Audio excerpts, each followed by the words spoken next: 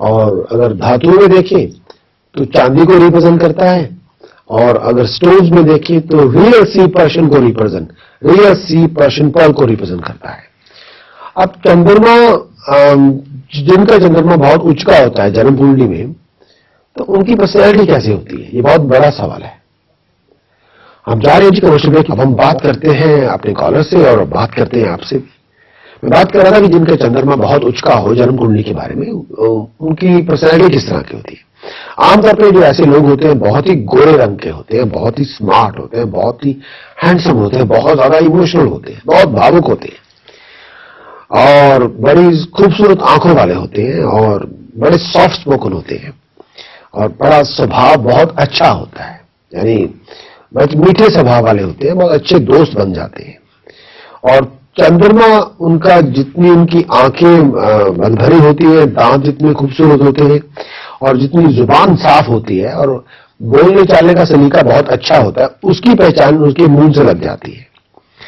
ऐसे जो लोग होते हैं आम लोगों से काफी ज्यादा अक्लमंद होते हैं, विजडम बहुत होती है, बहुत बुद्धिमान होते हैं, और कोई या तो किसी प्रोफेशनल ऑर्गेनाइजेशन को लीड करते हैं, या एक जैसे स्ट्रेटेजिक मास्टर्स होते हैं, बहुत बड़ी स्ट्रेटेजी बनाते हैं, बहुत बड़ी प्लानिंग बनाते हैं। चलते जी कॉलर की तरफ, चलते हैं अपने कॉलर की तरफ और बात भी करते हैं ज्योतिष शास्त्र के बारे में।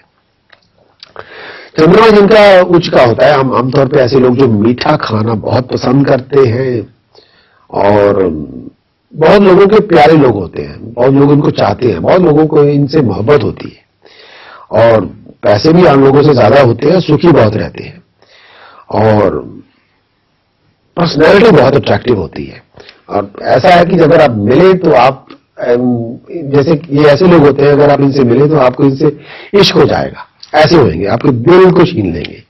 बहुत ज्यादा कलाकारी किस्म के लोग होते हैं, और बहुत ही अच्छे दोस्त होते हैं, अच्छे के, यानी बहुत क्लीन फ्रेंडशिप रखते हैं, तरक्की पसंद लोग होते हैं। लेकिन अगर चंद्रमा ऐसे लोगों के नीच हो जाए तो जो दिमाग है, बुद्धि है, वो डिस्ट्रक्टिव हो जाती है, उठपटांग काम करनी शुरू कर देती है, दुख जिंदगी में आ जाता है।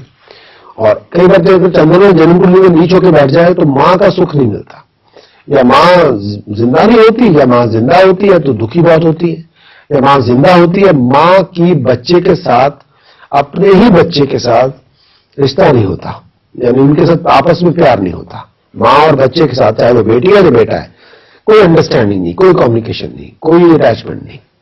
चलते हैं जी कॉलर की तरफ, अपने कॉलर की तरफ, और बात भी करते हैं आपसे ज्योतिष शास्त्र के बारे में भी। अब हम दूसरा जो ग्रह है आज हमारा, वो मंगल है। मंगल जो है, जैसे पहले हमने शुरू किया था अर्थ, फिर धरती, फिर सूर्य, चंद्रमा, और तीसरा मंगल। मंगल जो ग्रह है, ये इसका जो 689 डेज में ये सूर्य की एक परिक्रमा करता है, और ये चंद्रमा के बाद दूसरा इंपॉर्टेंट प्लैनेट है हमारे धरती के लिए। इसका भी हमारे धरती, जो जहां जितने भी लोग हम रह रहे हैं इस पूरी दुनिया में, उनके जो टेम्परामेंट के ऊपर इसका पूरा जो किसी को गुस्सा बहुत आता है, या जो पार्ट ऑफ द पर्सनैलिटी जो गुस्से की है, उसको बहुत रिप्रेजेंट करता है। और लेकिन मंगल के इर्द गिर्द, जैसे धरती के इर्द गिर्द एक चंद्रमा घूमता है, मंगल के इर्द गिर्द, यानी मार्स के इर्द गिर्द दो चंद्रमा है, दो मून है जो घूमते रहते हैं। और चलते हैं जी कॉलर की तरफ, चलते हैं अपने कॉलर की तरफ, और बात भी करते हैं ज्योतिष शास्त्र के बारे में। अब ये हम कहेंगे कि मंगल जो ग्रह है, अगर इसकी पर्सनैलिटी को हम देखें किस तरह से रिप्रेजेंट करता है, ये अग्नि तत्व प्रधान ग्रह है, फायर एलिमेंट को रिप्रेजेंट करता है। और ये ग्रहों में ये सेनापति है, यानी ये ग्रहों का सेनापति है, उनका ये जर्नल है। और एरीज और स्कॉर्पियो को ये गवर्न करता है, उनका ये स्वामी है। और कैप्रिकॉर्न में अगर ये आ जाए तो जो डिग्री का पोजीशन पे होता है उसमें। और कैंसर में आके मार्स बहुत नीच हो जाता है, अपना जो बल है वो क्षीण कर लेता है। लेकिन कैप्रिकॉर्न में 28 डिग्रीज पे जाके ये बहुत डिग्निफाइड पोजीशन, जिसे सर्वोच्च कहते हैं, मानते हैं। और उसी तरह कैंसर में 28 डिग्रीज पे आके ये सबसे नीच होता है। और सूर्य चंद्र में बृहस्पति इसके परम मित्र है, इसकी सहायक है। और जैसे कर्क राशि, अगर आपका लगन कर्क हो, चलते जी कॉलर की तरफ। अब हम बात करते हैं मंगल के बारे में। एक कर्क राशि, जिसे अगर आपके जन्म लगन आपका कैंसर हो, कर्क हो, सिंह हो या सेजिटेरियस हो, तो फिर मंगल उसका बहुत बड़ा ही उनका ऐसे साइंस अगर उनका लगन हो तो उसके लिए बहुत बड़ा रोल प्ले करते हैं, बहुत राजयोग कारक होते हैं। और अगर विष्णुत्री दिशा देखें तो उसकी अष्टोत्री दिशा 8 साल की होती है, विष्णुत्री दिशा इनकी 7 साल की होती है। लेकिन इस हिसाब से ये लाल रंग को प्रिय है। और मूंगा जो रियल सी कोरल है, आजकल लोग बाजार में जो कोरल सफेद रंग का आता है उसको रंग करके बेच रहे हैं बहुत ज्यादा लोग। जो रियल सी कोरल है वो रेयर हो गया है, वो एनवायरमेंटलिस्ट ने बहुत दंगे दुंगे करके गवर्नमेंट्स को बना लिया है, तो वो रियल सी कोरल समुद्र से अब नहीं निकलता, बहुत मुश्किल, बहुत रेयर है। तो लाल रंग का किया हुआ मूंगा बहुत मिलता है, जो रियल सी कोरल है वो बहुत रेयर है। चलते हैं जी कॉलर की तरफ। मंगल के बारे में हम ये कहेंगे कि सॉरी, मंगल के जो जिस चीज का कारक है उसके बारे में बात करते हैं। मंगल को हम पृथ्वी पुत्र मानते हैं, यानी भौम कहते हैं, भूमि धरती को कहते हैं, भौम कहते हैं मंगल को। इनका जो किसी के इंसान के अंदर जो ब्रेवरी है, वीरता है, निडर है, ये लोग, उनका मंगल सर्वोच्च होता है। किसी के भाई है और उसे बहुत प्यार करते हैं, बहुत आदर देते हैं, मंगल आपका उच्च का है। और अगर आप कोई ऐसा कारोबार कर रहे हैं जिसमें आप जमीन जायदाद बेच के पैसा बना रहे हैं, प्रॉपर्टी बाय एंड सेल करके, एसेट्स बाय एंड सेल करके पैसा बना रहे हैं, तो मंगल आपका सर्वोच्च है। और मंगल अगर किसी के 10वें घर में आके बैठ जाए उच्च का, तो वो ऐसे लोग हाईली प्रोफेशनल बिजनेसमैन होते हैं, या हाईली प्रोफेशनल लोग होते हैं। चलते जी कॉलर की तरफ। मंगल अगर बृहस्पति के साथ बैठ जाए तो ये इंसान को बहुत सात्विक बना देता है, बहुत धार्मिक बना देता है, बहुत। चलते जी कॉलर की तरफ और आपसे बात करते हैं। अगर मंगल बृहस्पति के साथ बैठ जाए तो ये बहुत सात्विक बना देता है, बहुत धार्मिक बना देता है, बहुत रिलीजियस बना देता है, बहुत साफ सुथरा भी बना देता है। अगर मंगल की यूनियन सन के साथ हो जाए, सूर्य के साथ हो जाए, तो ये राजभाव बढ़ा देता है। ऐसे जो लोग होते हैं वो पॉलिटिकली बहुत एक्टिव हो जाते हैं, सोसाइटी को रिप्रेजेंट करते हैं, पब्लिक को रिप्रेजेंट करते हैं, किसी कौम को रिप्रेजेंट करते हैं, और बहुत इन्फ्लुएंशियल लोग होते हैं, बहुत पावरफुल लोग होते हैं। अगर मंगल कहीं शनि के साथ बैठ जाए, अब कैसे, कहां से शुरू करूं? ऐसे लोग मुकदमेबाजी बहुत करते हैं, लोगों को धमकियां भी देते हैं, माफिया डॉन की किस्म तरह होते हैं, लोगों को एक्सटॉर्शन करना, थ्रेट करना और ऐसे जबरदस्ती करना, वो एक नॉर्मल उनका ये काम होता है। और ऐसे लोगों की जिंदगी में लीगल प्रॉब्लम बहुत हो जाती है, और जुबानी लोगों को पैसे लेते देते रहते हैं, और कई बार जुबानी पैसे दिए हुए मारे भी जाते हैं, और कई बार लीगल कोई को प्रॉब्लम चलती रहती है, कोई को जिंदगी के अंदर कॉन्फ्लिक्ट चलता रहता है।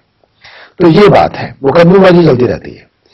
मंगल जो है ना, जैसे कई बार हम औरतों को कहते हैं कि जी बेटा पैदा करने वाली बेटी हो, जो बेटा पैदा करने वाली औरत हो, तो बेटा पैदा औरत ने नहीं करना, बेटा पैदा का जो बीज है वो मर्द के अंदर होता है, और उस बीज का कारक मंगल होता है। मंगल आपका शुभ है तो आपका बीज बेटा देने वाला होगा, अगर नहीं होगा तो नहीं होगा। चलते हैं जी कॉलर की तरफ। अब हम चलते हैं अगले कॉलर की तरफ और बात करते हैं उनसे भी। मैं मंगल के बारे में ये कहता हूं कि जो बेटा पैदा करने का जो बीज है वो मर्द को मंगल देता है। मां जो औरत होती है वो एक धरती की तरह है, तो लेकिन बेटा पैदा करने का जो बीज है वो मर्द के अंदर होता है, और उसका जो कारक ग्रह है मंगल है। और लगन से अगर तीसरे घर में हो, 10वें घर में हो, 11वें घर में हो, चलते हैं जी कॉलर की तरफ। हम चलते हैं अपने कॉलर की तरफ और आपसे बात भी करते हैं। अगर मंगल जन्म कुंडली से तीसरे घर में बैठ जाए, 10वें घर में बैठ जाए, 11वें घर में बैठ जाए और 9वें घर में बैठ जाए, तो ये उच्च का होता है। जिंदगी में बहुत तरक्की देता है, खासतौर पर 9वें 10वें और 11वें घर में ये तरक्की बहुत दे देता है। ऐसे लोगों की तरक्की जिंदगी के उनकी उम्र के 28 साल के बाद बहुत ज्यादा हो जाती है, प्रॉस्पेरिटी बहुत होती है, नेम और फेम होता है, डिग्निफाइड स्टेटस होता है, प्रेस्टीज होता है। लेकिन ये भी देखना पड़ेगा कि मंगल का बल कितना है, ये बहुत देखना बहुत जरूरी होता है। और गलती से अगर कहीं अगर लगन में बैठा हो तो अभी अच्छी बात है, लेकिन अगर गलती से मंगल नीच का होकर बैठ जाए, खासतौर पे पहले घर में या दूसरे घर में या चौथे घर में या 5वें घर में, 7वें घर में, 8वें घर में और 12वें घर में, तो कहीं चलते चौके की तरफ। हेलो, रूट कॉन्सेप्ट है एस्ट्रोलॉजी के, उनके बारे में भी मैं चर्चा करूंगा, क्योंकि थोड़ा बहुत एजुकेशन भी होना चाहिए, थोड़ा बहुत लर्निंग भी होना चाहिए, क्योंकि बहुत से लोगों को इस साइंस के बारे में, ये बहुत साइंस है, ये पूरी तरह साइंस है। 50% है मैथमेटिक्स और 50% है एनालिसिस एंड सॉल्यूशंस। सो इस तरह से पूरा जो कॉम्बिनेशन बनता है वो बनता है ज्योतिष, एस्ट्रोलॉजी। एस्ट्रोलॉजी का मतलब है ग्रहों का हमारी ह्यूमन नेचर के ऊपर, हमारी लिविंग के ऊपर किस तरह से उनका इफेक्ट होता है, हमारे एटीट्यूड पे, हमारी पर्सनैलिटी पे, हमारी डेस्टिनी पे, हमारे एक्शन और रिएक्शन पे, वो किस तरह से हमें हमारे ऊपर प्रभाव पड़ता है। चलते हैं हमारे पहले कॉलर की तरफ। अब हम चलते हैं अपने अगले कॉलर की तरफ और उनसे आपसे बात भी करते हैं, और ज्योतिष चर्चा के बारे में भी आज मैं बात करूंगा, मरकरी के बारे में भी, बुध के बारे में। बुध जो हमारा ग्रह, इस समय पर आप मुझे कॉल करेंगे और आपके जो सवाल है उनके जवाब भी मैं दूंगा, लेकिन पूरा जो सवाल है उसकी कंस्ट्रक्शन इस तरह से कीजिए कि सुनने और बोलने में मजा भी आए। अगर आप पंजाबी बोलते हैं तो हिंदी बात उसमें घुसेड़िए प्लीज, क्योंकि मुझे हिंदी में इसलिए बोलना है कि जो फॉर्मेट प्रोग्राम का फॉर्मेट है वो हिंदी का है, तो इसलिए मैं हिंदी बोलता हूं। लेकिन अगर आप पंजाबी बोलते हैं तो प्लीज पंजाबी च मेरे नाल गल करो। Being Punjabi fellow from Punjab, golden land of India, मैं उत्थे बिलोंग करना, पंजाबी च गल करो, मुझे बहुत खुशी होगी। तो फिर बीच बीच गुलाबी ना मारी जाओ, ना हिंदी ना पंजाबी, एक लैंग्वेज बोलो, मजा आएगा। बुधवार अब मैं मरकरी के बारे में बात करूंगा। बुध ग्रह जो है मरकरी के बारे में, जो ज्योतिष शास्त्र में जो उसका विश्लेषण है उसके बारे में बात करेंगे। अब 9 ग्रहों की मैंने बात की है, सन को हमने सूर्य को कवर किया, चंद्रमा को कवर किया, मंगल को कवर किया। आज हम बात करेंगे मरकरी के बारे में, बुध के बारे में। जो बुध जिसे मरकरी कहते हैं, ये सूर्य के सबसे निकट का ग्रह है। एक बार इसको देखें तो पूरी तरह नजर भी नहीं आता, ये उतने सन के इतना क्लोज है, और इसी कारण इसमें बहुत ज्यादा गर्मी बहुत है मरकरी के अंदर। और ये 88 डेज में सूर्य की जो परिक्रमा पूरी कर लेता है, लेकिन जो हमारी अर्थ है वो 365 डेज लेती है, लेकिन ये 88 डेज में पूरे सन का एक चक्कर लगा लेता है, उसके बहुत नजदीक है। और ये हमारे सौर मंडल का सबसे छोटा ग्रह में से मानते हैं, सबसे छोटा ग्रह से कहते हैं कि जो इसका डायमीटर है वो 5160 किलोमीटर है, और इसकी जो ग्रेविटेशनल जो फोर्स है वो हमारे अर्थ के 1/4 है, और ये सन से बहुत प्रभावित है, सूर्य से बहुत ज्यादा प्रभावित है। और इसका इसको अगर हम ज्योतिष शास्त्र में भी इसको युवराज की पदवी दी हुई है। चलते जी कॉलर की तरफ, चलते हैं अपने अगले कॉलर की तरफ, और जब तक हमारे अगले कॉलर नहीं आते तो आपसे बात भी करते हैं।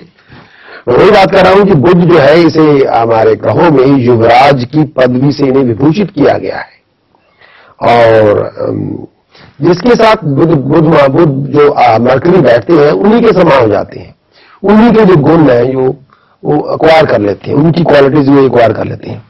जेमिनी और वर्गो जो 2 साइंस हैं उनके जो लॉर्ड हैं, और लेकिन वर्गो में, कन्या राशि में बुध को उच्च कहा गया है। वर्गो में 15 डिग्रीज पर ये परम उच्च हो जाती है, सबसे ज्यादा डिग्निफाइड पोजीशन पे होते हैं। और इसी तरह से पाइसेस में, मीन राशि में 15 डिग्रीज में ये परम नीच बहुत ज्यादा नेगेटिव हो जाते हैं। और सूर्य और सन और वीनस, सूर्य और शुक्र जो है इनके परम मित्र हैं, क्योंकि सूर्य के साथ जब बुध मिलते हैं बुध आदित्य योग बनता है, वो राजयोग दे देता है, यानी कि सेल्फ कंटेंट स्टेटस होता है राजयोग। लेकिन जब शुक्र के साथ बुध बैठते हैं, ये बहुत बड़ा इंसान के कॉन्टेक्ट्स बहुत डेवलप कर देते हैं, बहुत एक्टिव और क्रिएटिव कर